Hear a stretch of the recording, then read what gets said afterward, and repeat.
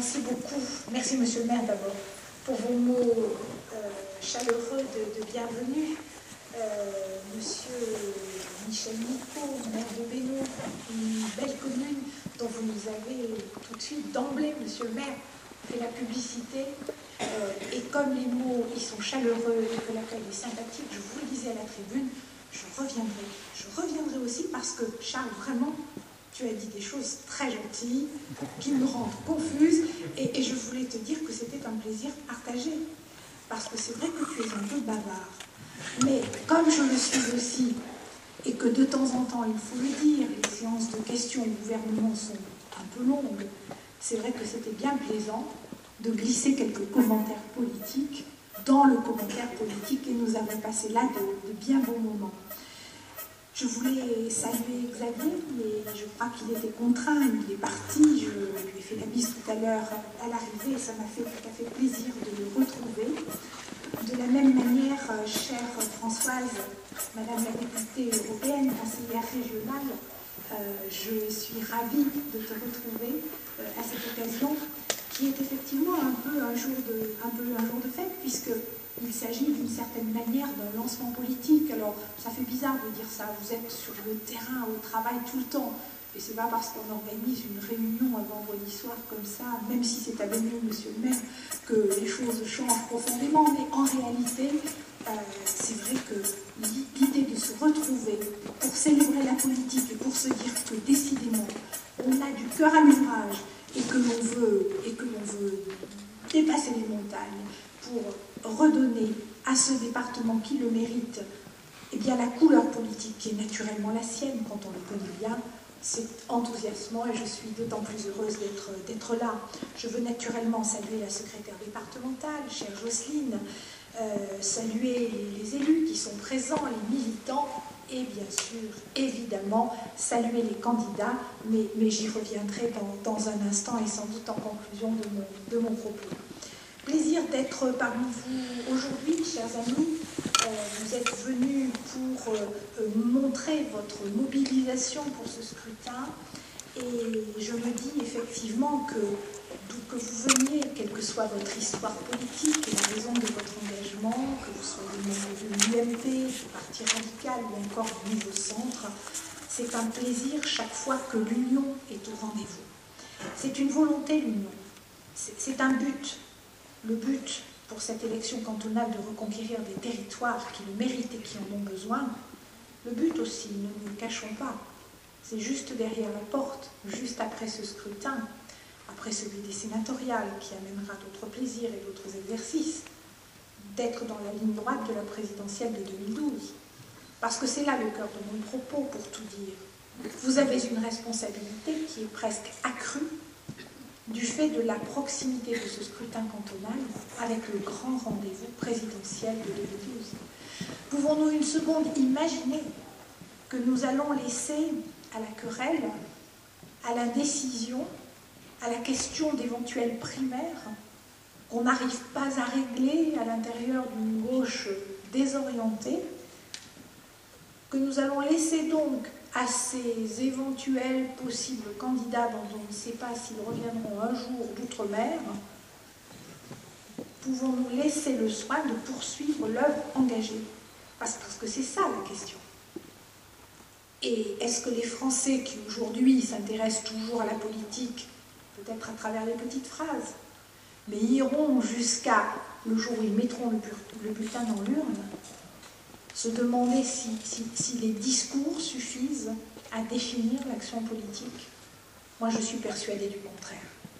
Je suis persuadée que grâce à nos candidats, grâce aux militants que vous êtes, si nous savons redire encore et toujours l'ampleur de la réforme, l'ampleur du travail accompli à tous les étages de la République par cette majorité, alors nous nous donnerons des arguments collectifs pour aller au-delà et effectivement voir nos couleurs, notre camp et j'ose dire notre pays prolonger son chemin vers la modernité. Ce soir, je voulais vous faire le choix j'ai fait le choix de la franchise pour m'exprimer devant vous. Parce que avec tout à l'heure, on a un peu blagué quand Charles à raconter sa stratégie de descente dans l'hémicycle pour être dans l'angle de la caméra.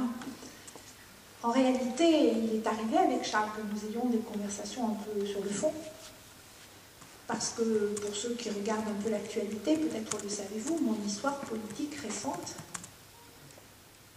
eh bien, n'a pas été forcément linéaire.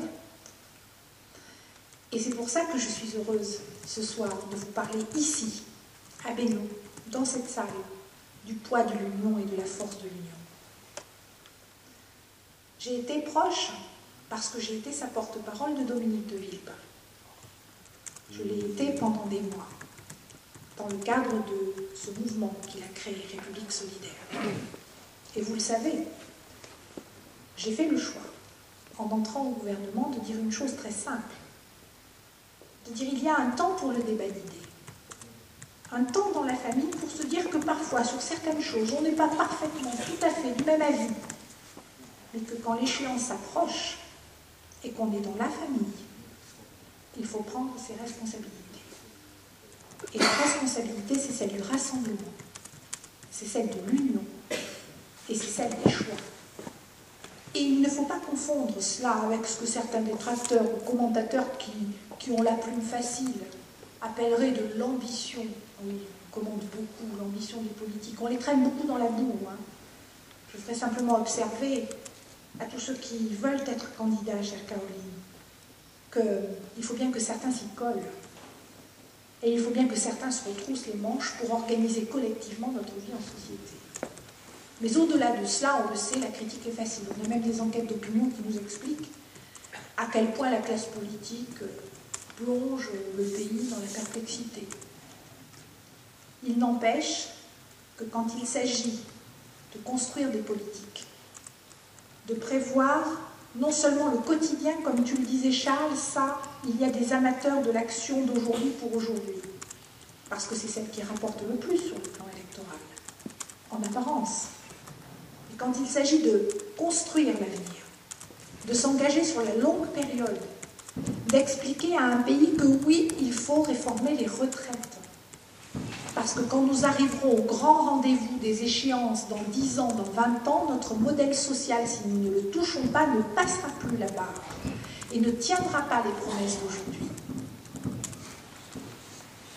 Il faut également avoir ce courage de la projection dans l'avenir pour oser affirmer, comme l'a fait le président de la République, que l'un des chantiers prioritaires de 2011 allait être le grand chantier de la dépendance.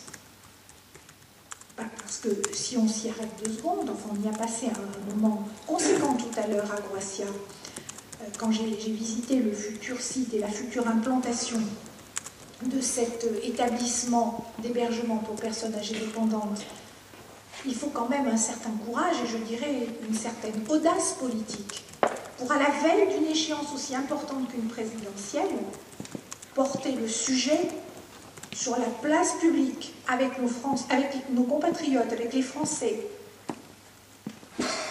qu'est celui de la dépendance.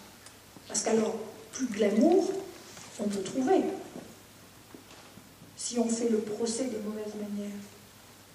C'est un sujet de la gravité, c'est un sujet angoissant, c'est un sujet qui ne nous concerne pas tous en même temps, qui ne parle pas forcément à notre compatriote de 30 ans qui commence dans la vie et à qui pourtant nous allons suggérer que nous puissions décider d'une organisation collective pour faire que, à l'horizon 2050, des solutions puissent être trouvées.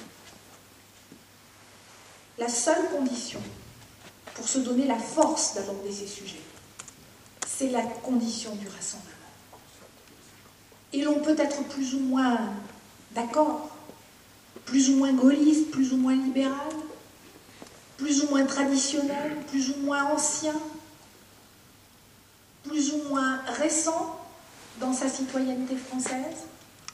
La seule question qui vaille, c'est le rassemblement républicain dans notre majorité présidentielle. Avec le rassemblement, avec la responsabilité, avec le courage politique, nous fabriquons un lendemain pour notre pays. Et c'est vrai qu'aujourd'hui, à la lumière des événements économiques, à la lumière des événements géopolitiques, nous avons de temps en temps le sentiment que, décidément, notre monde est bien complexe. D'autant plus complexe que nos marges de manœuvre, et là encore, Charles, tu l'évoquais il y a un instant, notamment en matière de finances publiques, sont réduites. Tout simplement parce que nous sommes passés d'une période de l'aisance à une période de la rareté. Et que ça aussi, ça questionne nos organisations. Alors face à ces réalités, face à cette nécessaire organisation collective, face à cet enjeu de réalisme et de prospective, que sont les querelles de chapelle? Que sont les discours sans proposition? Que sont les ambitions personnelles? Il y a une seule chose qui compte. Et je dirais que l'élection cantonale est presque un entraînement, une occasion de démontrer notre capacité très tôt à faire mentir ce mauvais sort que parfois nous croisons dans la classe politique, pour construire le rassemblement et pour construire l'union. Je le dis à partir de l'expérience récente qui a été la mienne. Lors des choix, c'est difficile. Renoncer à certains engagements, ça fait mal. Mais ça n'a aucun sens de rester enfermé dans ses convictions et de tourner le dos à la nécessaire construction politique de l'avenir. Je crois même que des électeurs peuvent être extrêmement sévères, et je crois même que la chance de la majorité présidentielle, c'est effectivement de se donner les moyens de démontrer que ce rassemblement est possible. Il est possible parce que depuis son élection à la présidence de la République, Nicolas Sarkozy tient le cap des réformes. Sa volonté, son courage dans l'action font de lui un de ces hommes d'exception qui façonnent notre pays et qui le façonnent contre vents et marées. Souvenez-vous de la réforme des retraites. Souvenez-vous des cris d'orfraie. Souvenez-vous de la rue. Souvenez-vous des bannières et des banderoles. Souvenez-vous des slogans des organisations syndicales. Souvenez-vous des titres des journaux et des images du 20h. Tenir, parce que l'on a raison, en se prenant des baffes, mais tenir encore nous a permis d'aller jusqu'au bout d'une réforme qui, sans cela, faisait vaciller tout notre système de protection sociale. Depuis 3 ans, le chemin parcouru est énorme. Bien sûr, je ne suis pas en train de dire que la route s'achève en 2012, loin de là. Mais prenons le temps, un instant, de nous retourner et de regarder ce qui déjà a été fait.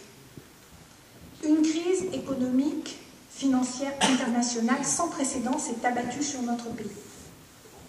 Elle est venue des États-Unis, c'était la crise des subprimes.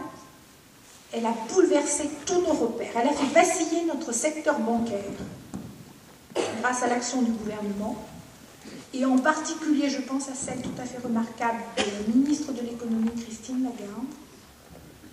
Par la volonté du président de la République, nous avons